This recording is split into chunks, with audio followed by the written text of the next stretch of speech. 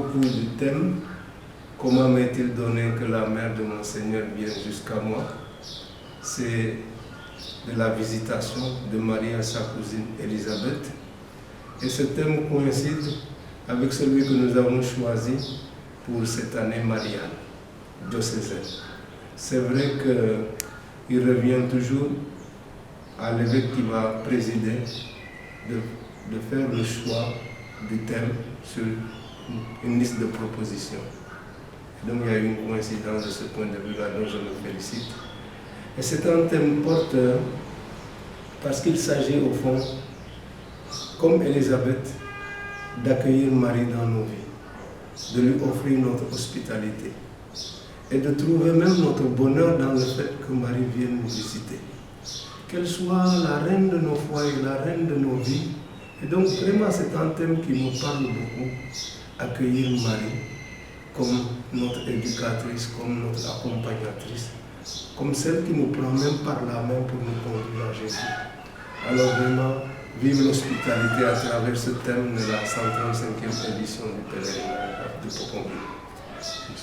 Alors nous faisons un tour, chaque diocèse anime ce pèlerinage, et cette année, c'est autour du diocèse de Tambacounda, du Sénégal oriental, avec son évêque Monseigneur Paul Abel Mamba. Nous nous réjouissons de pouvoir accueillir nos frères du Sénégal oriental et de pouvoir aussi bénéficier de toute l'animation spirituelle qu'ils nous feront vivre à l'occasion de ce pèlerinage.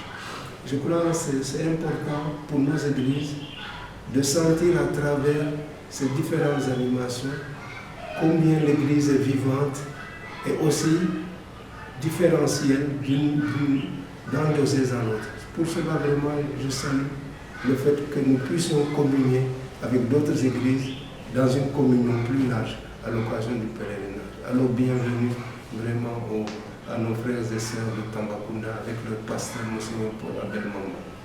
Alors, les nouveautés, disons qu'en fait, nous restons toujours dans la mouvance dans un certain nombre d'activités qui ont lieu. Vous savez qu'il y a plein de pèlerins qui partent par eux-mêmes depuis le week-end, le début du week-end de Pentecôte jusqu'au lundi. Il y aura évidemment la marche pèlerinage qui est un point d'orgue pour la jeunesse et c'est l'occasion pour moi de saluer encore l'initiative apostolique qu'avait eu en son temps le colonel Pierre Faye, que j'ai bien connu comme jeune vicaire à Sainte-Thérèse et avec qui j'ai travaillé à la naissance de la marche pèlerinage. C'est un grand moment que nous allons vivre. Bien sûr, il y a la messe de la nuit, du dimanche soir avec les jeunes, qui sera aussi un grand moment d'animation pour les jeunes. Nous insistons même pour dire, étant donné qu'il y a beaucoup de monde, que ceux qui ont eu déjà leur messe puissent laisser la place à d'autres. Mais nous avons du mal parce que les gens veulent tellement être gonflés à bloc spirituellement qu'ils n'hésitent pas à participer à plusieurs messes. Et on ne peut pas leur faire ce reproche-là, même si il faudrait pouvoir aussi penser aux autres. Puis bon, bien sûr, il y a la messe solennelle du lundi de Pentecôte qui sera présidée par Monseigneur Paul Abel Mamba, avec la chorale de Tambacounda qui va nous gratifier de beaux chants, je pense, du terroir du Sénégal oriental. Et c'est l'occasion évidemment de communier ensemble, non seulement avec les Sénégalais, mais nos frères et sœurs gambiens sont toujours là.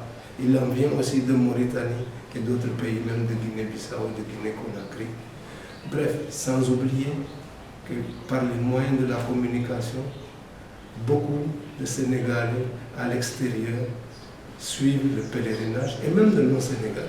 Donc disons que c'est vraiment un grand moment de communion. La messe sera suivie d'une cérémonie officielle avec la représentation étatique.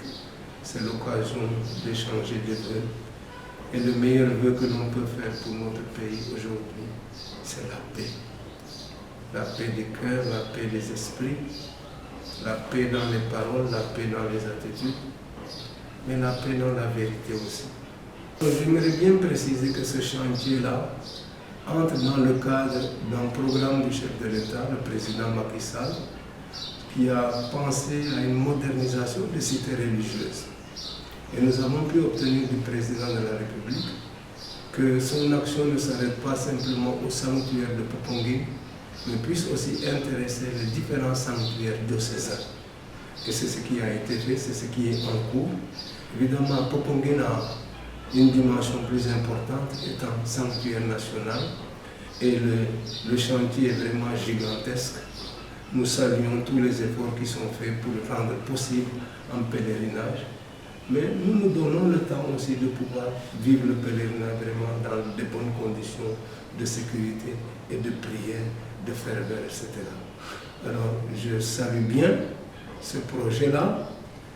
Qu'est-ce qui sera possible? Effectivement, ça sera à vérifier avec les autorités compétentes. Nous ne voulons prendre aucun risque, en tout cas, pour la sécurité des pèlerins. Je salue le projet de la grotte mariale. Je salue la Légion de Marie qui a eu l'initiative que nous puissions renouveler cette grotte. Elle était devenue vieille, la statue n'était pas très belle et il fallait vraiment, parce que l'esthétique ça fait aussi partie du climat qui peut inviter à la prière. Et je salue donc l'initiative des membres de la Légion de Marie qui ont permis qu'on se lance dans ce projet. Un projet d'un coût de 100 millions qui demande la générosité de tout le monde. Aujourd'hui, nous en sommes à peu près à la réalisation de la moitié. Donc, il est encore possible de participer à la réalisation de ce projet. Parce qu'à la grotte, nous aimons bien, comme Marie a donné rendez-vous à Bernadette, à la grotte de Lourdes, nous voulons bien aussi à la grotte de Notre-Dame de la Délivrance à Popenguine, en faire un lieu où Marie nous donne rendez-vous pour lui présenter toutes nos prières, nos besoins qu'elle transmet à son Fils, le Seigneur Jésus-Christ. Alors, Monseigneur, quel est votre message aux pèlerins, aux fidèles, à quelques semaines du pèlerinage? Un message d'abord de fidélité. Nous nous inscrivons dans une longue tradition qui date de 1888 avec l'initiative de Monseigneur Mathurin Picarda qui a lancé ce pèlerinage de Popenguine. 135 éditions après, comment ne pas nous sentir solidaires de tous les croyants qui se sont mis en chemin pour arriver jusqu'au pied de Marie. Et avec eux, je voudrais porter aussi la prière que nous faisons pour notre pays, pour sa cohésion, pour son entente, pour sa paix. Nous prions aussi pour nos malades qui sont dans les maisons, dans les hôpitaux. Nous prions pour les jeunes qui sont en mal d'avenir, qui cherchent du travail, qui voudraient réussir leur vie.